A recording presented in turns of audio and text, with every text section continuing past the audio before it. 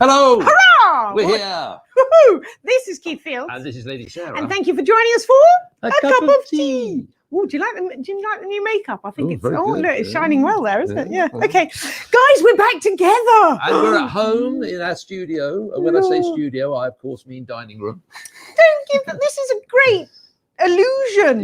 Yes. We're not really in London. We're here in Michigan. Shh. Don't tell anybody. As you know, I was in Michigan. No, I wasn't. I was in Washington. Where were you? Thank you, Chuck. Lovely to see you.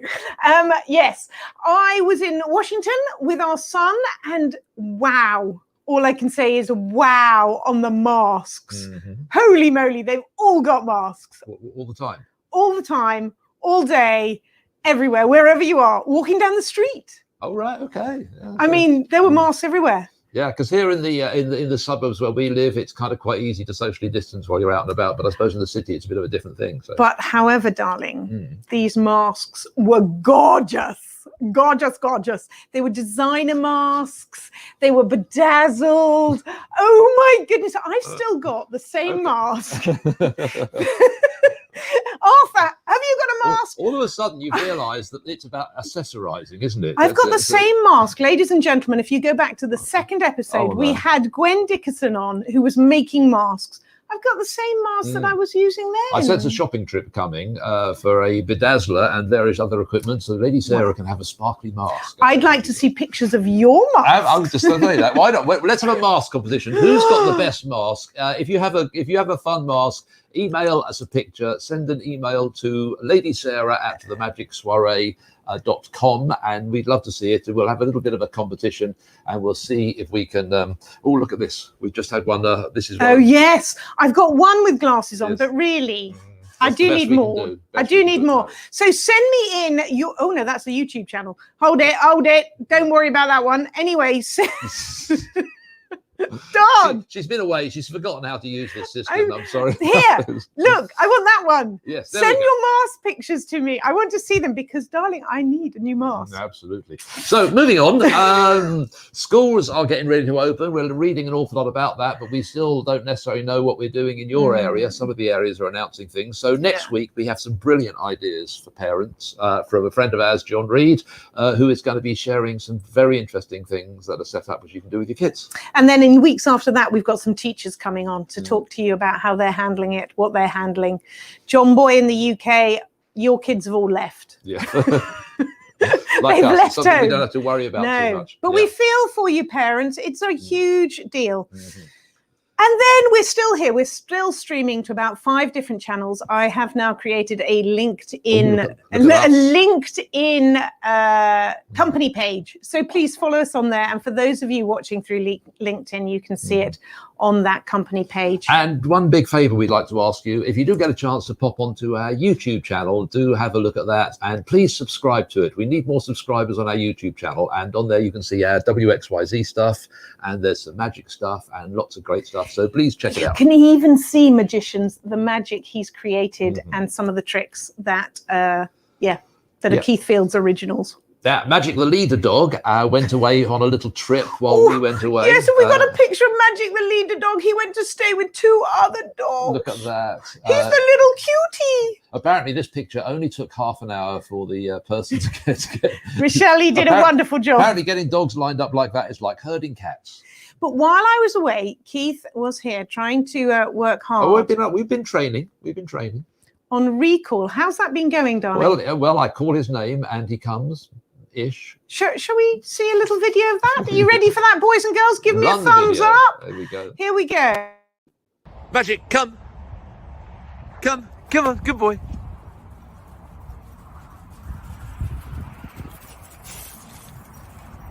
Hey. Come.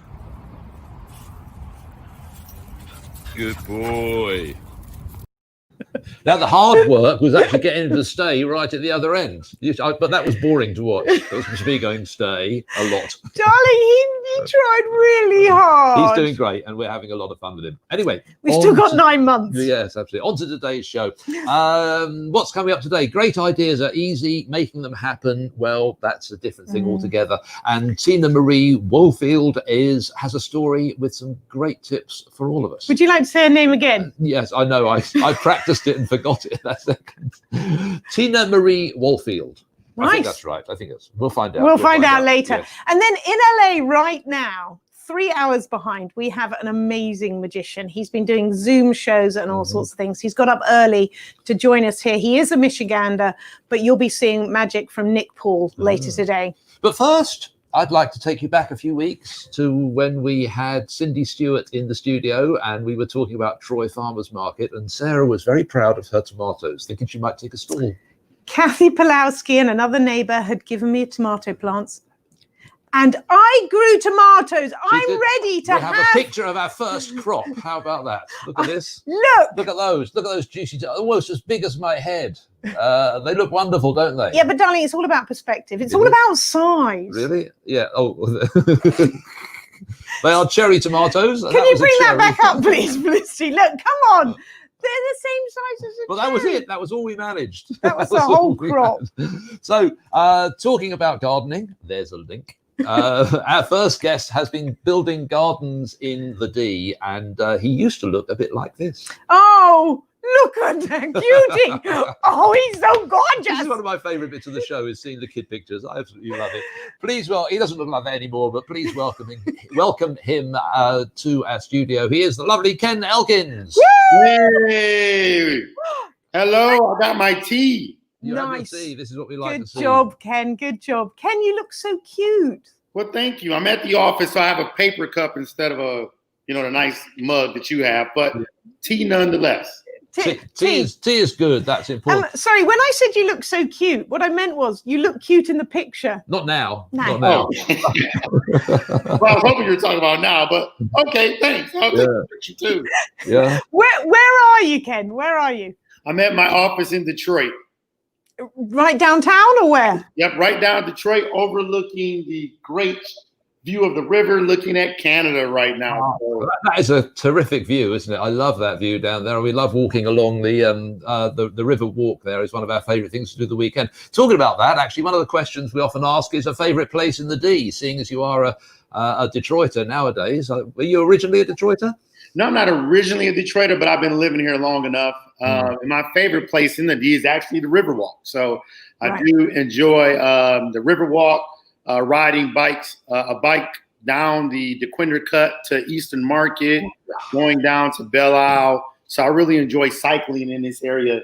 It's pretty nice. It's great. Good. It's great. Yeah. Good. The D has so much to offer. It really does. Okay. Before we get on to talking about the Big Green, which I see advertised behind you over your left shoulder there, very well positioned. That's nice.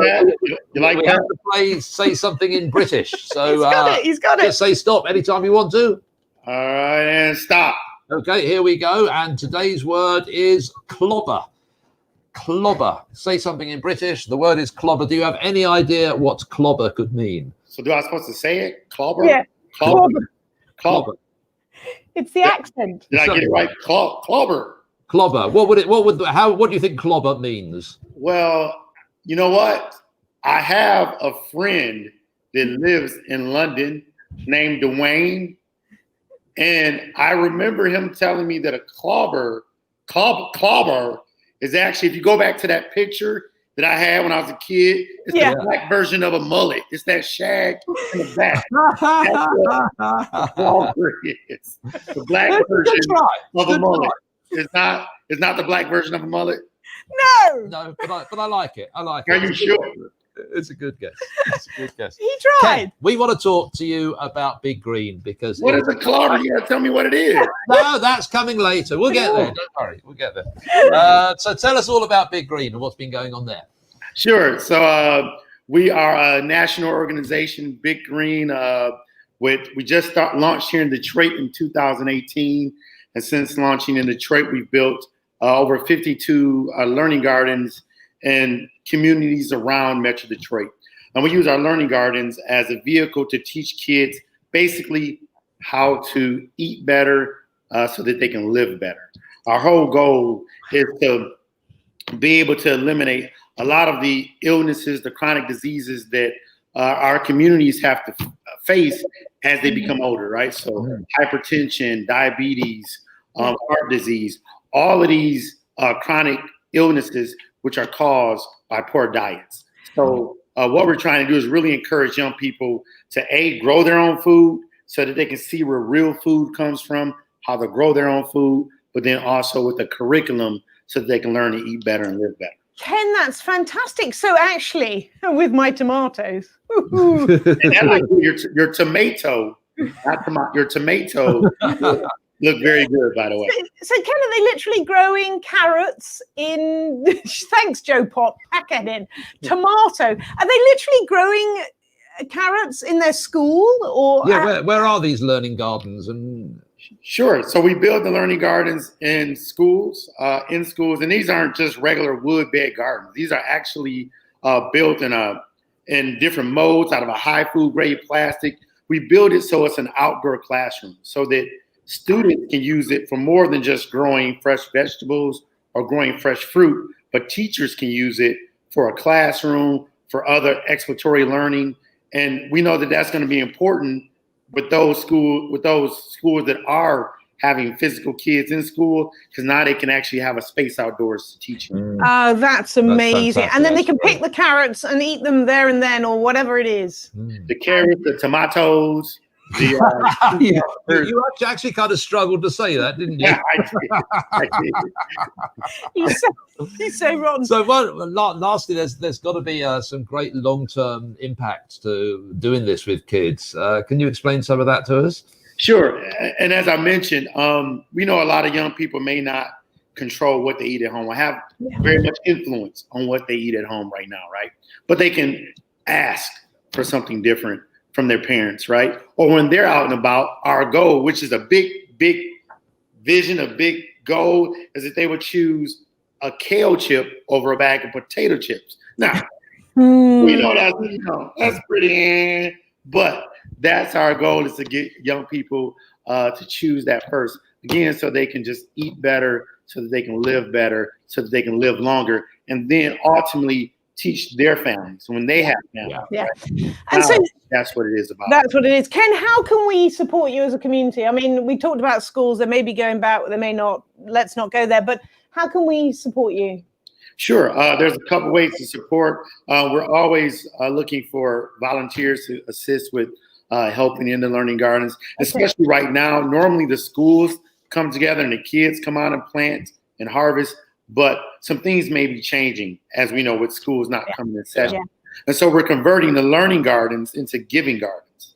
And what we're doing with those giving gardens is we're actually growing food that the community needs. And and he's frozen. You've frozen at our end. I'm not sure you've frozen at every other end. But, yeah. Felicity, our producer, says you've frozen. Ken, you're out. It was getting really exciting there.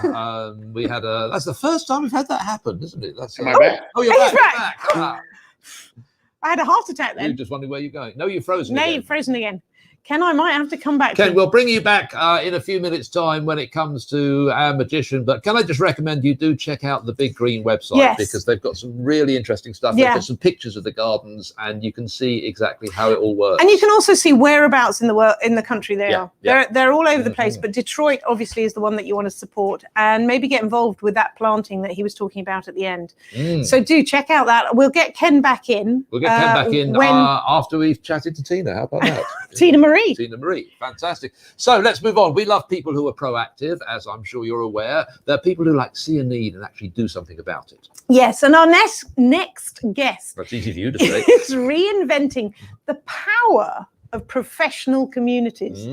Just think about that, the power of professional communities. And I know there are many great professionals out there. Yeah, she works in HR, but I think what she's been doing is something which is really applicable not just to the HR industry, but to many other industries and communities and social organizations as well. Yes, absolutely. And my favorite bit of the show, she used to look a bit like this. Oh, she's such a little cutie. And then, wait for it, no more bunches. Oh, yes. she was a bit of an 80s girl, I think. That looks like an 80s haircut to me. Oh, Anyway, yes, I'd say so. Look at that with that little... I think my hair looked like that once. I remember you looking like that. Yeah, I now look at remember it. Yeah. Very- She calls herself an HR storyteller, and we're going to find out what all that is about. Please welcome Tina Maria. Let's do that bit again. Please welcome Tina Marie Woolfield. Yay! Yes. I don't know why I'm struggling with your name. I'm so sorry. Hey, you were close. I'll take it. How should it be pronounced then? So it's Tina Marie Woolfield. So you were very, very close. No, that was good. I stumbled over the Tina Marie for some reason. Sorry about that. Well, it's my first name. So the fact that you properly referred to me as that deserves a drink of tea. Oh, hurrah! What Hurrah a nice for us. cup. Yes. Nice look at cup. that. That's I'm cool. an That's HR awesome as well. peacock. Impressive. Yes. Very impressive. Tina Marie, those were great pictures. Obviously, the hair thing, we're all, Yes. We don't talk about the hair thing. No judgment. no judgment. Now, whereabouts are you? Ken was down in Detroit. Where are you? So I reside in the same county that Ken lives. So I am in Macomb County in a small little town called Fraser, which is 4 square miles. And we are about 14 miles north of Detroit. Right. Wow, that's small. I didn't know how big Fraser was. Yes. Fraser We're or tiny. Fraser? Fraser. TV show. Fraser. Fraser. And we earlier on we were playing Say Something in British. You probably heard the word. Today's word is clobber. Ken thought it might be a black mullet, which is a great guess. Do you have any idea what clobber could be? It's probably something Chef Ramsay says when somebody tries to make beef Wellington and it comes out horribly wrong. That's a cobbler. No, a cobbler's a different type of dessert, isn't it? Well, maybe they attempted a cobbler and it came out really bad. Clobber. A clobber is a clobber is a defunct cobbler. Well, it could be. It could be. Wonderful. We shall find out a little bit later on. Wonderful. Now, I've come across you on LinkedIn and various other places, Tina Marie. But tell me, because your LinkedIn profile says that you're an HR storyteller. What exactly is an HR storyteller? Well, I think it's our ability to bring people together through the art of finding connections. So more along the lines of I can teach somebody something or share an idea and let it turn into something different by finding a connection. So in HR, we tend to do risk and compliance. And I started the art of storytelling to try to teach people technical aspects, but I think we can all learn lessons and learn and grow from learning the stories of others. That is so true. That is so It's true. a really interesting way of looking, because that applies to almost anything we do, that everyone has a story and that story is important. And we've got to listen to that story. That's the other thing. There's a skill now, there. This led you to organizing or creating an organization called HR Unite when you sort of saw the need and started thinking like this. How did that all come about and what was the need that you saw? It started organically. So at no point did I imagine that people getting together for a happy hour in 2017, a former student of mine reached out to me in December and said, let's bring people together so we can have honest conversations. And we had a happy hour and 27 people showed up. And it was just this aspect. If you go to a professional networking event, usually somebody is talking to you because they want something to gain from it, not necessarily a mutual beneficial conversation, because that's how you build a relationship with somebody. So we started this whole aspect and we put it out on social media and it got an obnoxious amount of views. I think 7,000, which for me was like, what? I don't know 7,000 people. Wow, that's a lot. Wow, that's great. Then we did it again and it evolved into this community that is now in 4 states and potentially 6. So I'm in the process of talking to HR professionals in Dallas, Texas, as well as potentially Minnesota. So we're in Michigan, Ohio, Wisconsin, and Florida currently. Tina Marie, that's amazing. So these are all HR people, though. They get together, they chat HR, and then they... Over coffee or tea or a beverage. Perfect. We could do that with magicians. No, they just sit around and moan. That's all. Don't listen. Therapy. It's group therapy. So Yeah, it's and intimate magicians- conversations that by people being honest and vulnerable and sharing their stories or asking for help. It's amazing about the power of connections, right? To advance our profession. I mean, that's merely what we do is our stories can help somebody else. We can open a door, share a resource, help just provide group therapy. Yeah. And at this time, you need that more than ever. And if you can meet together on a Zoom or whatever, then that's great. And actually, you say that about magicians. It's a good thing for magicians to get together and chat. It's kind of essential just to share and grow. And the other key word, which I suppose hasn't come up, but I'm sure is central to your thinking, is mentorship. That is correct. In this kind of a situation, you get to meet people who can naturally, by becoming friends, they can become mentors. And I think, there should be more careers or more occupations which have organizations like HR Unite. So listen, folks, if you're out there, you can do something. You just have to take the but Tina Marie, there must have been some downfalls. I mean, you don't monetize this. This is purely you giving your time. That is correct. So there are some entities that you do have to pay to be a part of. There is no cost to belong to HR Unite because the community belongs to all of us. There is no cost to attend an HR Coffee Talkie, which are small groups of 10 that meet every month, other than your time and a cup of coffee or a tea.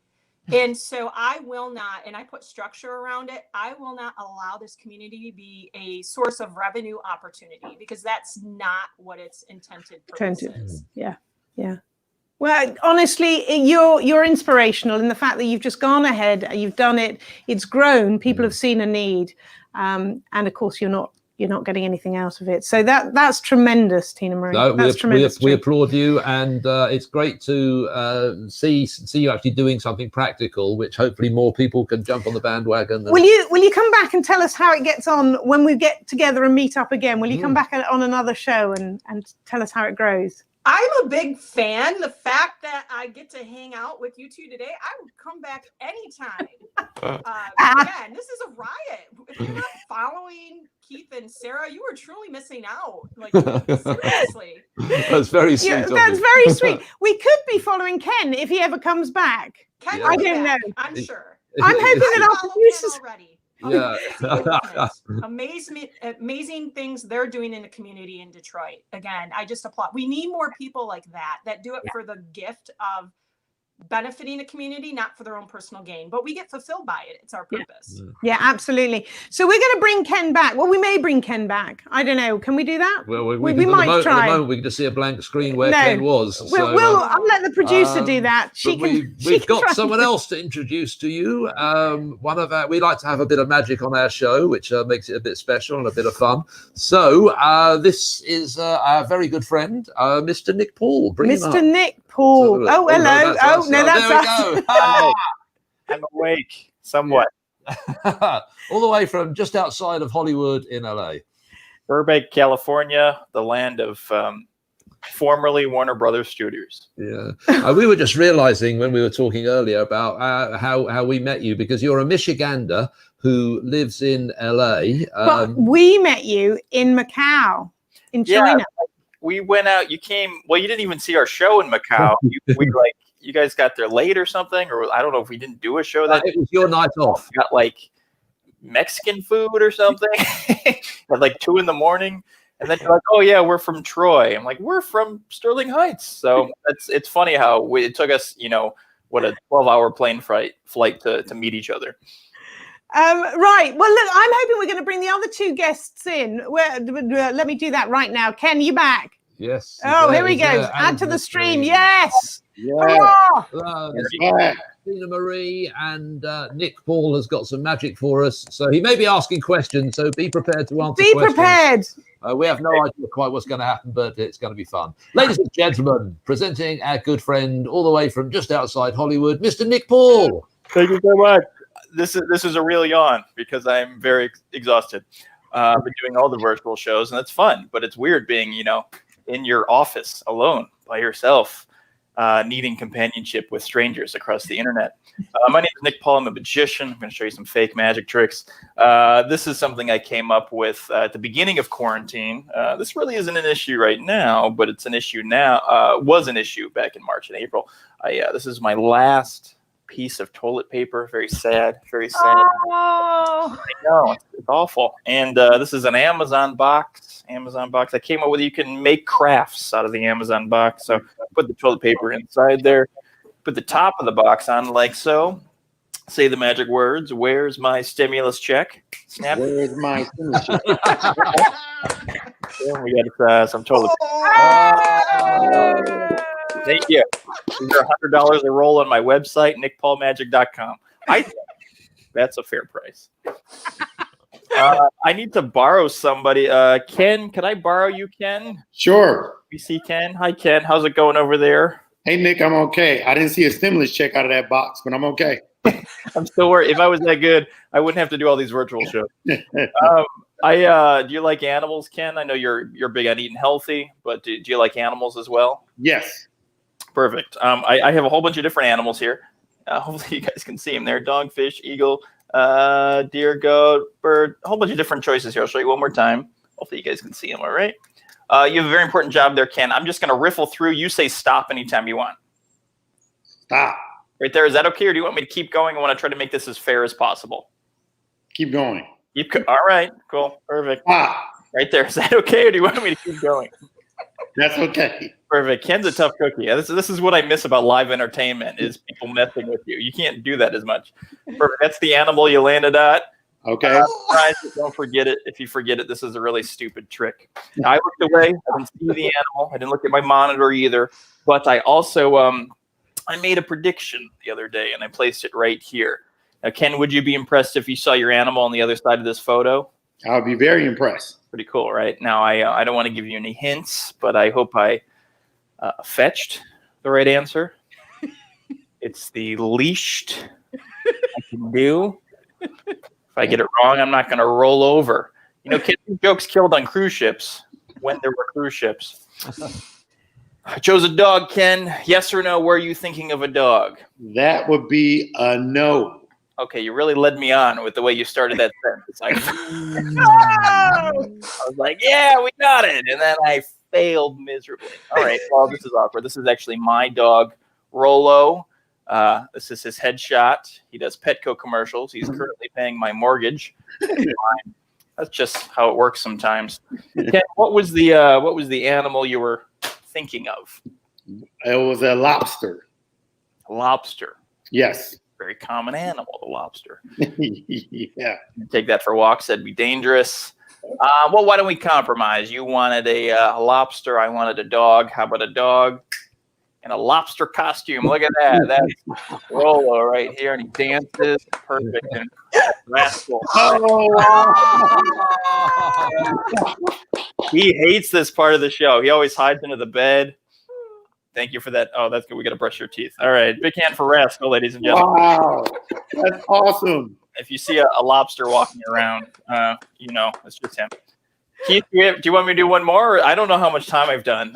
We're living in the void right now. I'd love you to do one more, but I'm going to say not now because we are kind of getting towards the end of our time. And I'm going to say we've got to get you back again. I'm sorry. Anyone that brings a live dog like that on the show is. We've never had a live dog. Apart from In that. a lobster costume.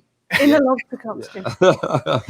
What we didn't see was your lovely wife round the back forcing the dog into the lobster costume. That's not how magic works.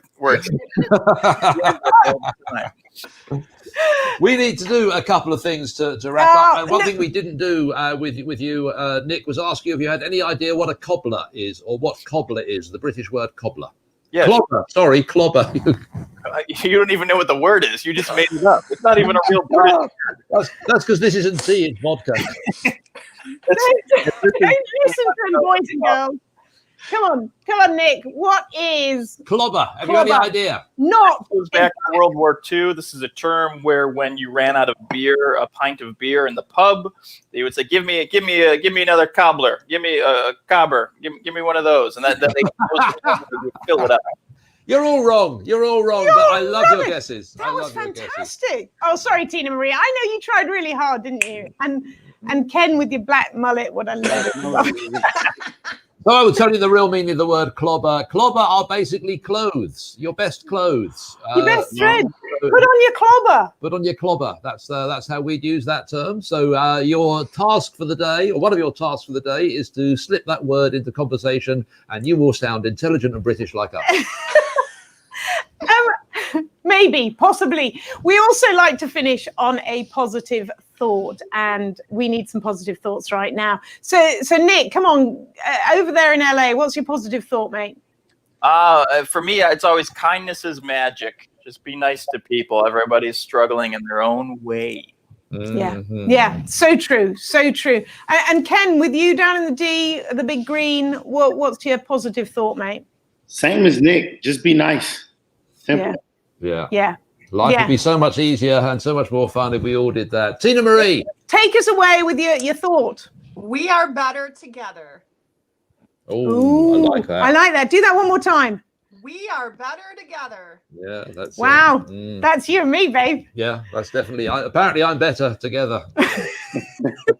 By myself, not so much, but together, all of a sudden, I'm better. Nick, Paul in LA, thank you for joining us. Come back and show us another trick. Yeah. Guys, I have 9 more minutes of material. Just let me know what you need. Perfect. Ken at the big green, we're longing to have you back to know what's going on with those gardens. Yeah, I want to go visit a garden. I want to go. I want you to go and do some work on a bloody garden. We're going to come and take a video when things are opening up. We'll come and do some videoing and see it in action. And you guys out. Yeah, that'd be great. And Tina Marie, thank you so much. What you're doing is an inspiration to so many people, and we really appreciate it. All it remains for us to say is cheerio.